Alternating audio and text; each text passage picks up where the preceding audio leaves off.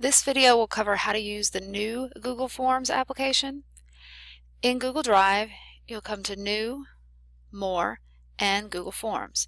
If you've used Google Forms recently, you've noticed that at the top it gives you the option to try the new Google Forms.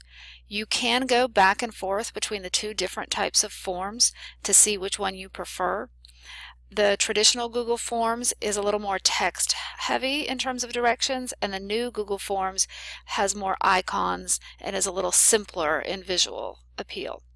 So we're just going to hit try the new Google Forms, and again you can go back.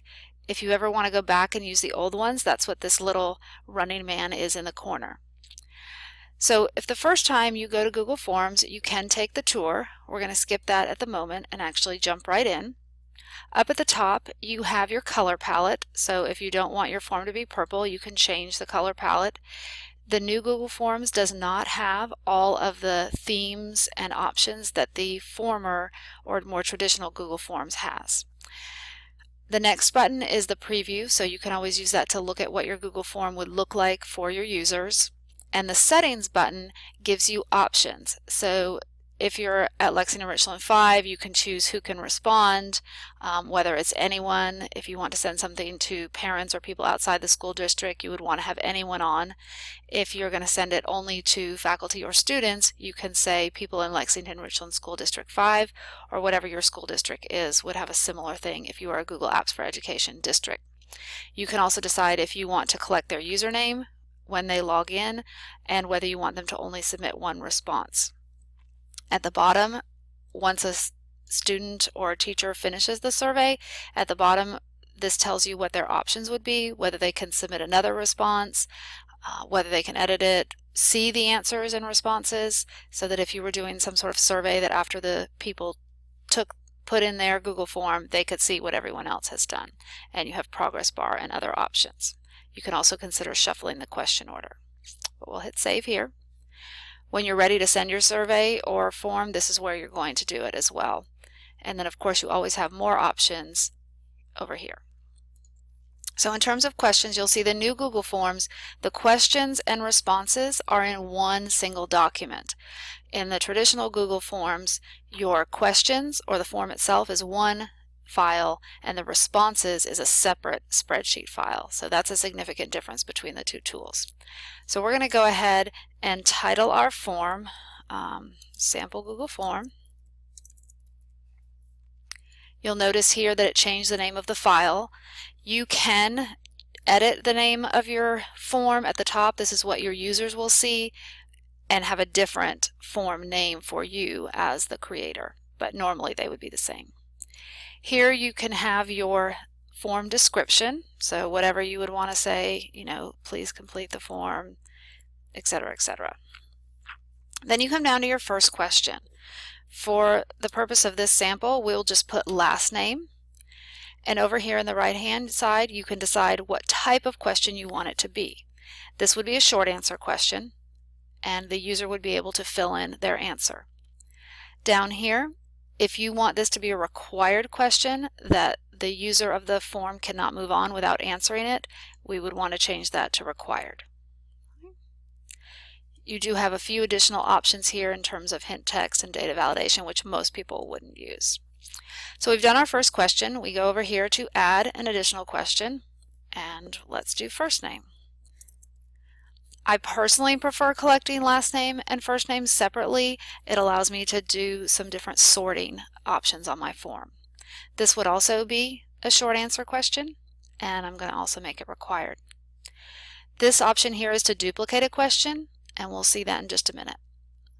So let's add a question, which is the correct answer. Of course, that's not a great question, but for the purposes of this example, you can fill in your options. Over here is to add an additional answer choice. If you choose add other, that adds the answer choice add other. So if one of the answer choices didn't fit what they have. So we're going to say ABC. We're going to make it a required question, and we're done. If I'd like to have another question that had an ABC answer, I might just go ahead and duplicate that question right there. So what is the correct answer to my next question? One thing that teachers might want to consider is creating a generic form for entry questions or exit questions for the day. So perhaps here you just have number 1 and you leave a blank for students to answer, or number 2 and a blank for students to answer. Again, you can change whether you want it required or not required. Let's add one more question here and look at some of our other options. Checkbox. With a checkbox option, check all that apply, and this might be something like, you know, what Google tools do you use, which books have you read, which questions do you struggle with. We're just going to put these here, and we'll make it a required question as well, that when a user takes this survey, they can choose as many choices as they want. The other types of questions here you see are drop-down, which is a multiple choice question, but it allows them, if you have a lot of answers, perhaps something like 1 through 50, you don't have to see all the choices like you do here. A linear scale lets them choose, you know, on a scale of 1 to 5, you can label 1 is never, 5 is always, how often do you, whatever it is going to be. Okay. Paragraph allows them to answer in longer answers in a short answer question, and then a multiple choice grid allows you to, what do you like to do?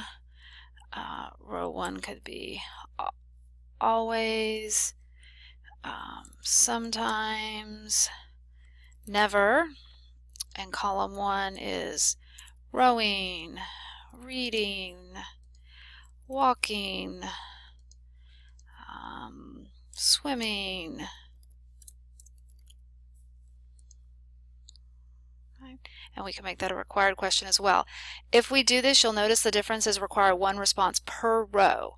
So now they can't skip a row. So sometimes I'll leave that off if I do that type of question. And what you'll see what happened right here is they'll have to choose 1 for each. Some additional options you have, you can add another title, you can add a photo in or an image into a question, and it takes you to your Google Drive, or to upload an image, we'll just upload a map into that. And now we could ask a question about the map itself. You can also insert a video. The video would need to be from YouTube. You could search or put in the direct URL. In any Google tools, the videos have to be on YouTube.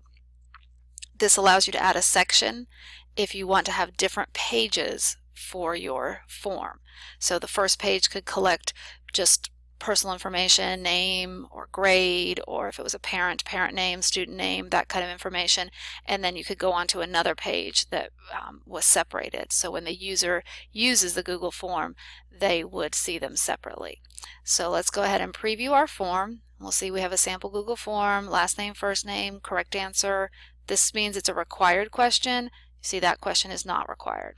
This is a check all that apply, so I can check more than one. This is my scale, and then this is my grid. So I might say that. And this question I didn't finish. All right. You'll see because I did it in parts, you get a next question, and that would take you to the next page. All right. We go back here to edit the form again, and once we have responses, we would come over here to see our chart of responses. If you're done with a form and want to turn it off, you can come over here and say we're no longer accepting responses, and anyone who goes to that link is going to get this answer. And you can edit that to say, you know, it closed this day, please contact me, whatever you'd like it to say. So we're going to put it back there and go back to the questions. The last thing would be sending the form to people. When you send it, again, if you're in a Google Apps for Education school district, you will have some options of who can see it. You can send it via email. You can get the link. I usually prefer to get the shortened URL, and then I will copy that and send it or post it Google Classroom, Edmodo, in an email, on a website, wherever it needs to go to be sent and shared. All right. Hopefully that's helped you learn a little bit about the new Google Forms.